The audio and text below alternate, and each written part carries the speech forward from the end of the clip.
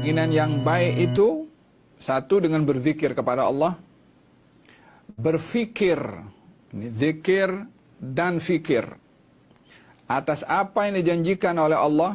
Yang ketiga, duduk bersahabat dengan orang-orang yang saleh dan menjaga keinginan yang baik ini untuk tidak terpengaruh dan berubah dengan menjauhkan diri daripada bersahabat dan berteman dengan orang-orang yang dihijab atau berpaling daripada kehendak dan waswas asy-syaitan.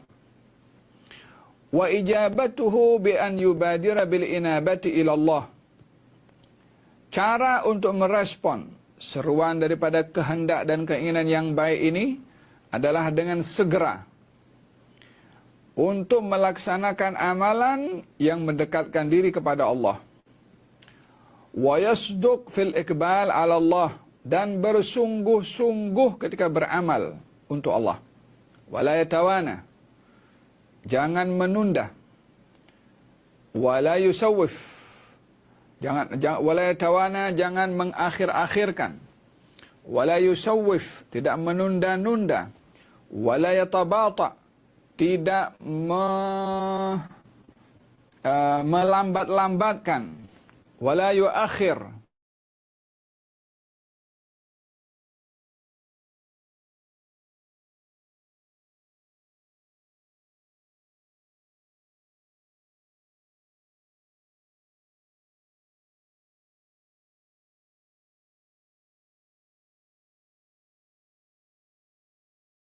wa futih lahu al-bab falyadkhul. Bila pintu sudah dibuka untuk mendapatkan kebaikan, segeralah masuk. Wa da'ahu da'i falyusri'. Jika diajak dan diseru oleh orang yang menyeru, maka hendaklah segera menyambut seruan. Wal yahdhar min ghadin, hati-hati daripada kata esok, ba'da ghadin, atau lusa untuk berbuat. Fa inna dzalika min amali syaitan, karena menunda-nunda amal itu adalah bahagian daripada perbuatan syaitan. Wal yuqbil wa la yatathabbat wa la yata'allal, hendaklah segera merespon, bergerak, tidak menunda-nunda, tidak mencari alasan-alasan, bi'adamil faragh wa adamis salahiyah, dengan alasan tidak ada masa atau tidak layak untuk beramal. Qala Abu Rabi' rahimahullah, siru ila Allahi urjan wa makasira. Abu Rabi' mengatakan, segeralah kamu berjalan, beribadah menuju kepada Allah, urjan wa makasira, baik itu tegak lurus ataupun dengan merangkak, maknanya dalam segala keadaan. Wala tantadhiru as-sihhah, jangan kamu menunggu sehat untuk beramal. Fa inna intidhara as-sihhati batalah, karena sikap menunggu datangnya kesehatan untuk beramal itu adalah sikap pengabaian. Wa qala Ibn Athaillah fil Hikam, ihalatuka al-amal ala wujudil faragh min ru'unatin nufus. Ibn Athaillah Sakandari mengatakan dalam kitab hikamnya, menunda-nunda untuk beramal dengan menunggu adanya waktu yang lapang adalah merupakan satu kebodohan jiwa. Kata-kata Imam Al-Haddad ini berbicara tentang bagaimana menjaga pemberian yang teramat berharga dari Allah Subhanahu wa taala berupa ilham berbuat amal kebaikan. Dalam pembahasan yang lalu, saya ada menceritakan tentang bagaimana hawa nafsu ini mempunyai sumber informasi daripada dua. Satu daripada Allah, yang kedua daripada syaitan. Ukuran daripada ilham yang datang daripada Allah bila ia menyeru, mengajak kepada kebaikan. Dan sebaliknya, bila ia datang daripada syaitan adalah yang menyeru kepada keburukan dan kejahatan serta maksiat. Hal ini dapat difahami dan diambil istimbat Kesimpulan daripada firman Allah Subhanahu wa taala, "Wa nafsi wa ma sawwaha fa alhamaha fujuraha wa taqwaha qad aflaha man zakkaha wa qad khaba man dassaha." Demi jiwa. Coba perhati, Allah bersumpah demi wa nafsin, demi jiwa. Jiwa di sini boleh diartikan sebagai ruh, boleh diartikan sebagai qalbu, boleh diartikan sebagai an-nafas. Similarity ini mempunyai keserupaan satu dengan yang lain dan juga memiliki perbezaan satu dengan yang lain. Namun pada titik keserupaannya, ia merujuk kepada haqiqatul insan. Hakikat manusia pada hatinya, pada ruhnya, pada jiwanya. Wa tahsabuna annaka jirmun saghirun wa fika intawa al-alamul akbaru. Kata Sayyidina Ali bin Abi Talib. Sayyidina Ali bin Abi Talib mengatakan, "Hai manusia, adakah kamu menyangka kamu adalah seketul daripada makhluk yang kecil, sementara tersimpan dalam diri kamu alam yang lebar, alam yang besar." Kata-kata Imam Ali bin Abi Talib mengajak kepada kita memahami identiti kita sebagai insan. Yang dari segi fisikalnya, ia jauh lebih lemah daripada makhluk-makhluk yang lainnya, hatta kepada binatang pun juga. Manusia memiliki kelemahan pada tubuh badannya. Ia lebih lemah daripada binatang-binatang yang mungkin boleh membawa orang perjalanan dalam sekian panjang, seperti onta, ataupun kuda, ataupun seumpamanya. Manusia tidak punya kekuatan seperti itu. Bila dibandingkan dengan gunung ganang, dengan langit, dengan bumi, tentulah manusia tidak ada apa-apanya dari segi kekuatan fisikal. Namun Sayyidina Ali mengatakan, "Wa fika intawa." Pada diri kamu, wahai manusia, intawa, tersimpan, terhimpun, al-alam al-akbaru, alam yang besar. Bila berbicara tentang alam dunia, manusia terlibat di situ. Bila berbicara tentang alamul ma'rifah kepada Allah, manusia terlibat di situ. Bila berbicara tentang alamul barzakh, manusia terlibat di situ. Bila berbicara tentang alamul malakut, manusia terlibat di situ. Bila berbicara tentang alamul jin, manusia terlibat di situ. Bila berbicara tentang alamul malaikah, manusia terlibat di situ. Bila berbicara tentang alamul akhirah, manusia terlibat di situ.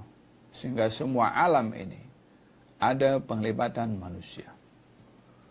Apa yang membawa manusia boleh untuk memiliki satu perhatian yang begitu meluas, sehingga boleh terlibat kepada semua alam yang disebutkan tadi? Tidak lain dan tidak bukan adalah karena hati, atau ruh, atau an-nafas.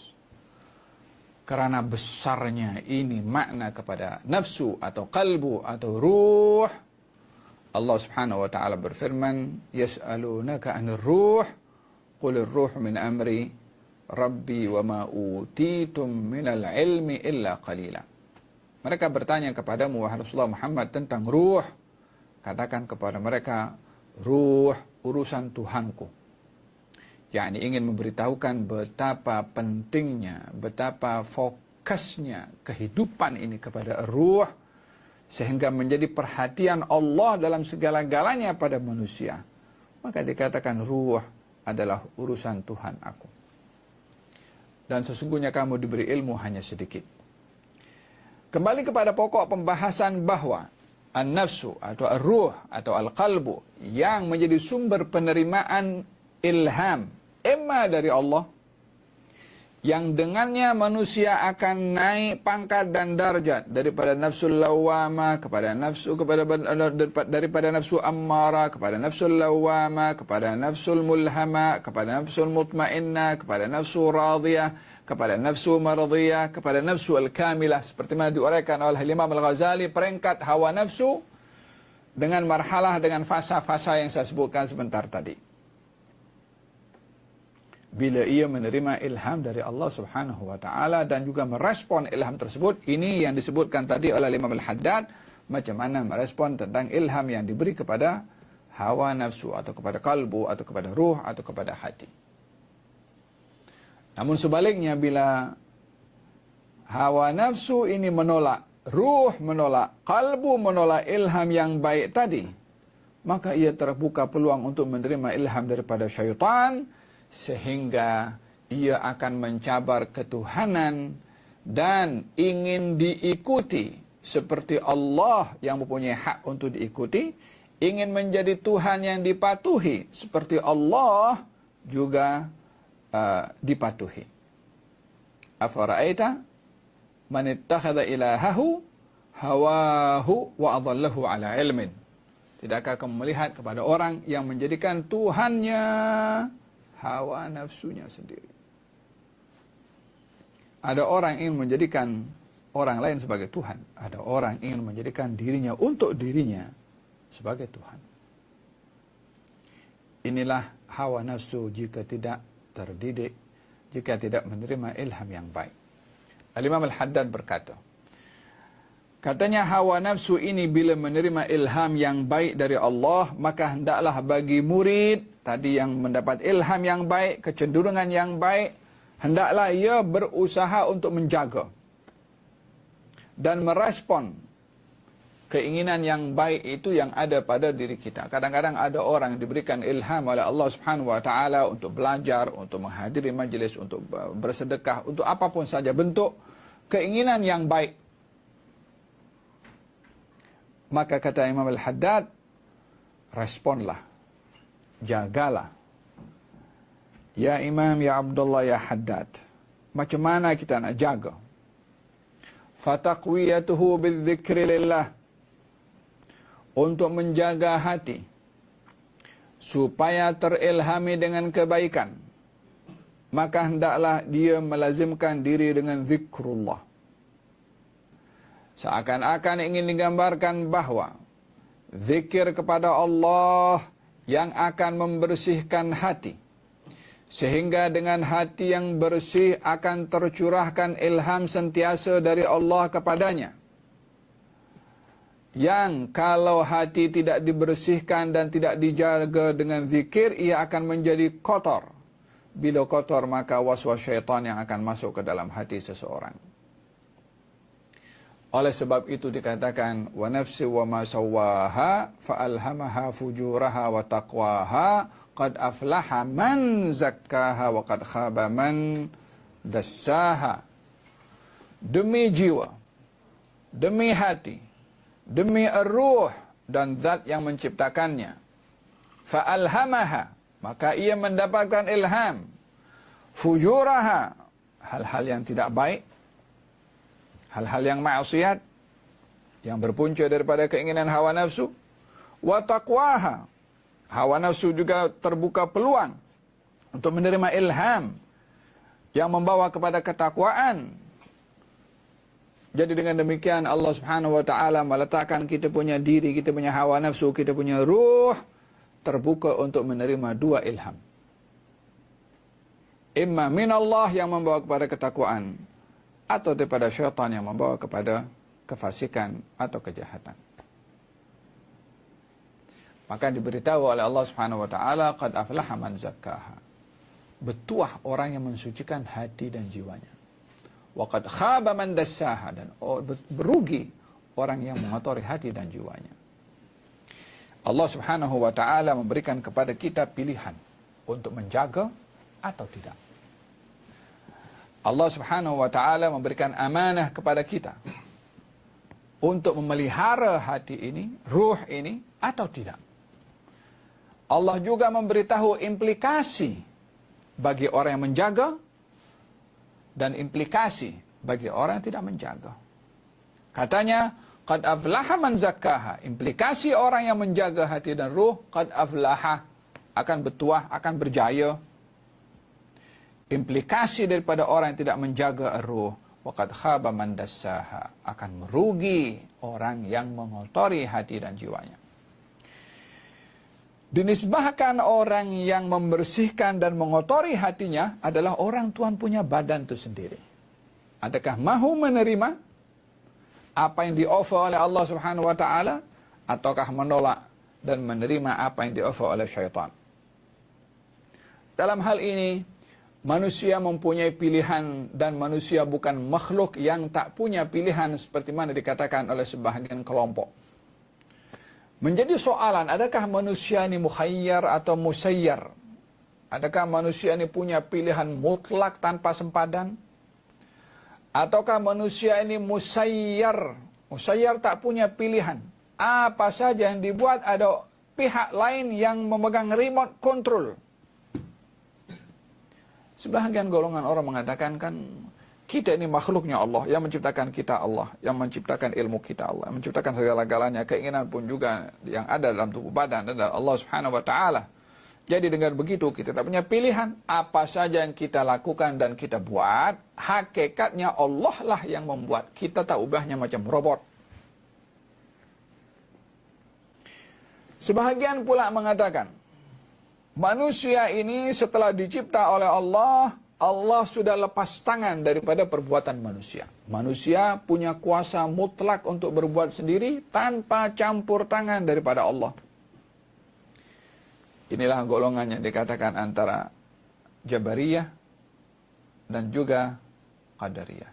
Mereka salah seorang daripada mereka datang kepada Sayyidina Ali bin Abi Thalib karramallahu wajhah tentang manusia ini adalah musayyar, yakni macam robot, tak punya pilihan. Ada pula yang mengatakan kalau manusia ini adalah punya pilihan tanpa ada campur tangan dari Allah. Allah tidak terlibat dalam apapun yang menjadi perbuatan manusia. Kata Sayyidina Ali mengatakan kepada orang ini, coba kamu angkat kaki kamu yang kanan. Diangkatlah kaki kanan itu. Coba kamu angkat kaki kamu yang kiri. Masa kaki kanan itu diangkat, diperintahkan yang sama kaki kiri diangkat. Kata dia, mana boleh. Sekarang kamu punya pilihan atau tak punya pilihan? Kamu ada pilihan untuk mengangkat kaki kanan, dan kamu tak punya pilihan pada angkat kaki kiri.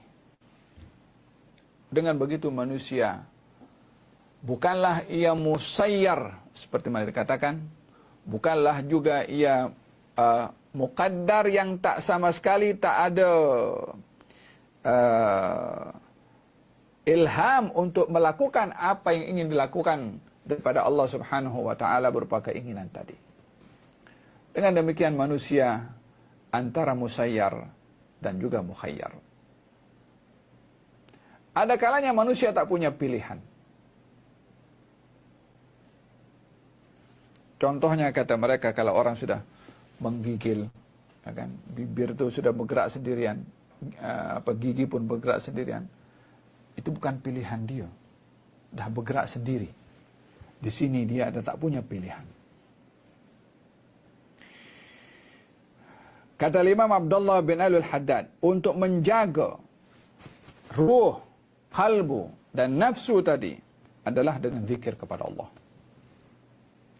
Dan fikir tentang apa yang ada pada Allah. Kita ada zikir, kita ada fikir. Zikir bermaksud merangkumi segala bentuk ibadah, baik yang wajib ataupun yang sunnah. Maka ia dikatakan sebagai zikir. Oleh sebab itu salat dikatakan zikir. Aqimis salata li dzikri. Oleh sebab itu Quran disebutkan zikir. Inna nahnu nazzalna dzikra. Kami turunkan zikir. Oleh sebab itu ilmu dikatakan zikir. Fas'alu ahla dzikri. Tanyalah kamu kepada ahli zikir, yakni ahli ilmu. Jadi zikir ini baik itu merangkumi apa yang Allah wajibkan pada salat, pada Quran, ataupun pada ilmu, ataupun yang disunnahkan zikir-zikir yang dibaca, baik itu zikir pagi, zikir petang, dan lain sebagainya daripada amalan-amalan yang kita lakukan. Di situ ada fikir. Fikir ini lebih kepada i'malul aqli, menggunakan akal untuk bertafakkur. Dalam kita bertafakkur, lebihlah tertumpu menggunakan akal ini bertafakkur tentang ayat kauniyah, tentang ayat alam. Berbicara tentang fikir ini yang merupakan sebaik-baik ibadah, dikatakan oleh Sayyidina Ali bin Abi Thalib, afdhalul ibadati ibadatut tafakkur. Sebaik-baik ibadah adalah ibadah tafakkur. Kenapa tafakkur menjadi sebaik-baik ibadah? Karena ia membawa kepada kita kenal kepada Allah. Bukankah dikatakan tafakkaru fi khalqillah wa la tatafakkaru fi dzatillah? Bertafakkurlah kamu akan makhluknya Allah, dan janganlah kamu bertafakkur tentang zatnya Allah.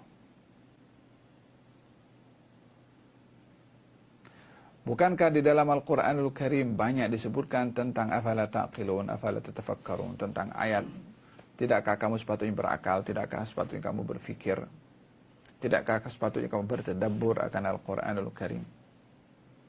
Ayat-ayat tafakkur tentang al-kaun, tentang alam ini, untuk dibaca dengan akal fikiran yang membawa kepada kita kenal, tahu, dekat dengan Allah Subhanahu wa taala. Wa ma khalaqtul jinna wal insa illa liya'budun. Aku tidak ciptakan jin dan manusia kecuali untuk liya'budun, liya'rifun. Kata Sayyidina Abdullah bin Abbas, liya'budun, liya'rifun. Yani untuk kenal kepadaku. Tak ada makna ibadah kalau tidak membawa orang kenal pada Allah. Tidak ada kesan pada ibadah kalau tidak membawa ma'rifah seseorang kepada Allah. Jika tidak, maka ibadahnya tak akan berbeza dengan apa yang dilakukan oleh iblis yang banyak beribadah namun tidak mengenali kepada siapa dia sepatutnya itu kenal, patuh, taat, dan juga pasrah serta rela. Kata Imam Al-Haddad mengatakan, jagalah ilham yang diberi oleh Allah pada kamu dalam melakukan kebaikan dengan zikir dan juga dengan fikir. Al-fikru fima indallah, berfikir tentang apa yang disediakan oleh Allah Subhanahu wa taala. Ini apa yang disediakan oleh Allah Subhanahu wa taala berupa pahala, berupa darjat, berupa maqam, yang semua itu adalah hal-hal yang bersifat spiritual. Wa an la yasta'jila, dan tidak terburu-buru di dalam dia beramal tadi untuk mendapatkan apa yang bersifat fisikal di dunia. Saya nak ibadah, tapi saya nak hasilnya di dunia. Saya nak bersedekah, saya nak ganti di dunia. Saya nak puasa, saya nak murah rezeki di dunia. Tetapi lebih fokus kepada apa yang disediakan oleh Allah Subhanahu wa taala nanti di akhirat.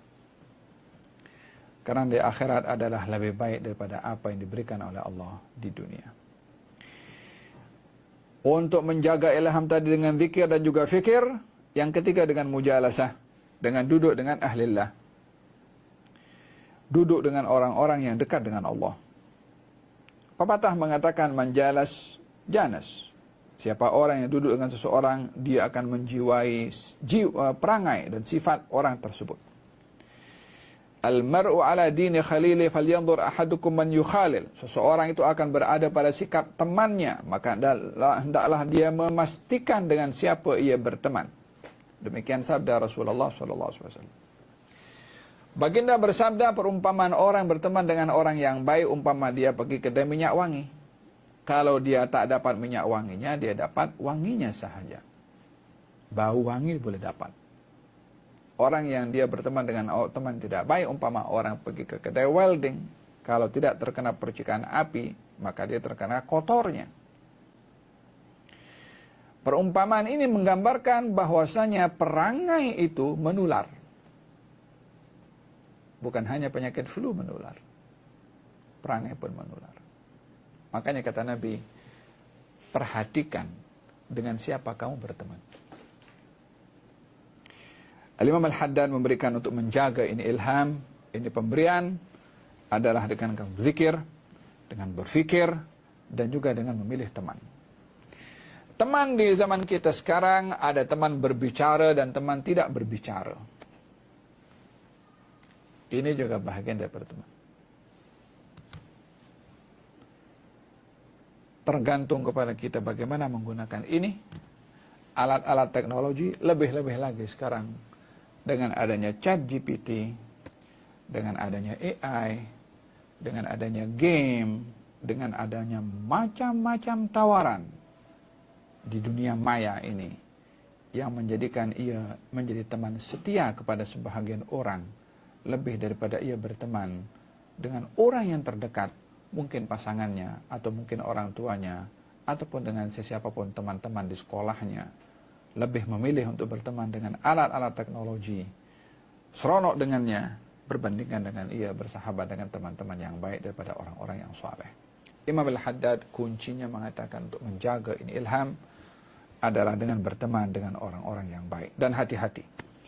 Katanya, menjaga ini ilham dengan menjauhkan diri daripada orang-orang yang mahjubin, orang-orang yang lalai, orang-orang yang berpaling daripada kebenaran, dan juga berpaling juga daripada was-wasnya syaitan. Jauhkan diri daripada hal yang tersebut. Dengan kita segera merespon bila ada ilham yang baik dari Allah Subhanahu wa taala. Bila ada kecenderungan yang baik, segera respon. Dan bersungguh-sungguh ketika melakukannya, tidak dalam keadaan malas, tidak dalam keadaan menunda-nunda, tidak dalam keadaan terpaksa. Baginda Rasulullah sallallahu alaihi wasallam bila beribadah, dia bukan sekedar ibadah sahaja, tetapi semangat dalam ibadah. Dalam mengatur saf seakan-akan ingin berperang. Rapinya itu kaki para sahabat diperhati oleh Rasulullah. Kadang-kadang orang melakukan ibadah itu diiringi dengan beberapa sifat yang kurang baik. Yang pertama dengan malas. Yang kedua tidak sungguh-sungguh dalam melakukan ibadah tersebut. Al-Imam Ja'far Ibn Ahmad Al-Aidarus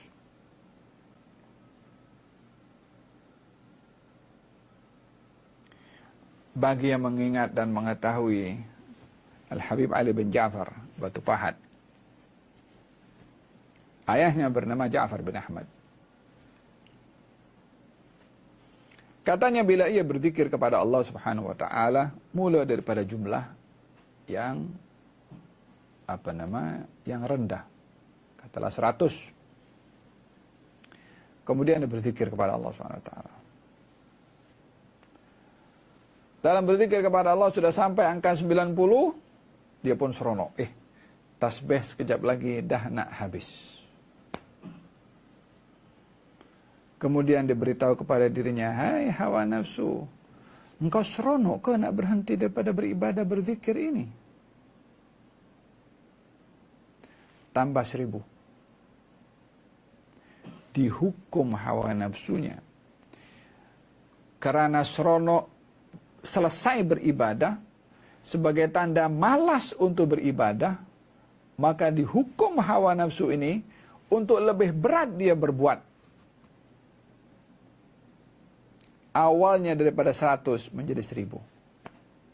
Dengan beratnya dia buat dengan 1000. Dipaksa. Sampai 950. Seronok balik karena akan habis. Gal 10.000. Sampailah hawa nafsu beliau tak lagi ada kecenderungan dah nak malas, tak ada. Sebab apa? Dilawan. Ketika beribadah tidak dibiarkan dipenuhi apa kehendak yang tak baik daripada hawa nafsu. Coba kita boleh mengawal kita ke dalam keadaan emosi untuk menjaga kita. Jangan hanya menjaga mulut, tapi menjaga raut wajah ini. Supaya tak nampak kita emosi. Bagaimana kekurangan atau sifat emosi itu hanya tersimpan di dalam dan kita boleh tersenyum kepada orang kita marah ketika dalam keadaan kita marah. Ianya adalah bermula daripada exercise. Bukan lari-lari exercise, tapi riyadhatun nafs. Melatih hati dan jiwa serta ar-ruh. La ilaha illallah. Dikatakan dalam hadis, in tasduqillaha yasdukka. Kalau kamu betul jujur sungguh-sungguh kamu dalam beramal, Allah pun akan betul sungguh-sungguh untuk memberikan kepada kamu. Kalau ada seorang zaman baginda Rasulullah, mungkin saya akhiri kan sudah masuk waktu Isya. Zaman Rasulullah SAW ada seorang yang dia mendapat harta rampasan perang. Kemudian dia datang kepada Rasulullah dan memberitahu, ya Rasulullah, saya berperang ini bersama dengan engkau. Saya bukan nakkan harta rampasan perang. Kata baginda Rasulullah, kalau begitu kamu ikut bersama dengan aku berperang, berjihad untuk apa? Ya Rasulullah, saya berjihad bersama dengan engkau supaya ada panah yang kena kepada saya punya leher sini. Dan saya mati syahid. Sambil memegang kepada lehernya. Kemudian Nabi bersabda, in tasduqillaha yasdukka. Kalau kamu betul jujur pada Allah, atas apa yang kamu lakukan, maka Allah akan berikan kepada kamu sesuai dengan kejujuran kamu. Yani ingin memberitahukan pemberian daripada Allah itu bergantung sejauh mana kita bersungguh-sungguh bermuamalah untuk Allah. Hadir dalam peperangan yang akan datang, gugur syahid lelaki itu tepat seperti mana apa yang diucap di hadapan Rasulullah. Panah mengenai kepada lehernya, maka Nabi mengatakan benarlah apa yang dia kata kepada Allah, dan Allah juga menyikapi dengan benar apa yang ia kata kepada Allah Subhanahu wa taala. Dan di dalam kita beramal, melakukan keinginan yang baik, yang pertama adalah al-mubadarah, segera, jangan menunda. Yang kedua, as-sidq, sungguh-sungguh dalam beramal. Jangan malas, jangan lemah, jangan merasa terpaksa. Demikian kunci di dalam kita beramal. Jangan kamu abaikan untuk masuk ke dalam kalau pintu sudah terbuka, kata Al-Haddad. Janganlah kamu pula menutup telinga tidak mendengar jika orang yang menyeru kepada kamu sudah pun menyeru. Hati-hati kamu daripada tipu muslihat syaitan, yaitu at-taswif. Apa itu? Tunda. Nanti. Minggu depan. Bulan depan. Tahun depan. Faham dong? Oleh sebab itu dikatakan ini perbuatan daripada syaitan disebabkan karena dalam Sahihul Bukhari dikatakan bahwasanya Rasulullah bersabda, orang itu kalau tidur akan diikat bahagian belakang orang itu dengan 3 ikatan oleh syaitan. Bila ia bangun dan berzikir kepada Allah, 1 ikatan lepas. Bila dia berwudu, 2 ikatan lepas. Kalau dia sholat 2 rakaat, 3 ikatan lepas, dan dia menjadi orang yang nasyid, yang cergas. Ikatan itu, apa makna ikatan? Dia bukan ada something yang diikat di belakang, kalau tidak kita boleh nampak. Tapi makna pada ikatan itu adalah at-taswif. Bisikan syaitan kepada orang itu ketika bangun, kalau tidak berzikir, syaitan akan beritahu tidur balik. Masih ada setengah jam lagi sebelum subuh. Tunda dulu. Sikit saja. Itu taswif. Kadang-kadang itu berlaku. Kadang-kadang itu terfikir dalam kita. Bangun, tengok jam. Awal sangat ya. Pukul berapa nih?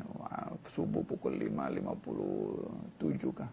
Sekarang pukul berapa nih? Pukul 5.45 menit, 50 menit lagi. Setengah jam lagi tidurnya. Taswif.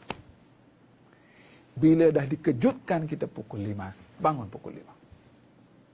Bila dikejutkan pukul 4, bangun pukul 4. Salat tidur balik tak apa. Jika ingin menunda karena masih lama. Tapi jangan ditunda. bukan sia-sia dibangunkan pukul 4, pukul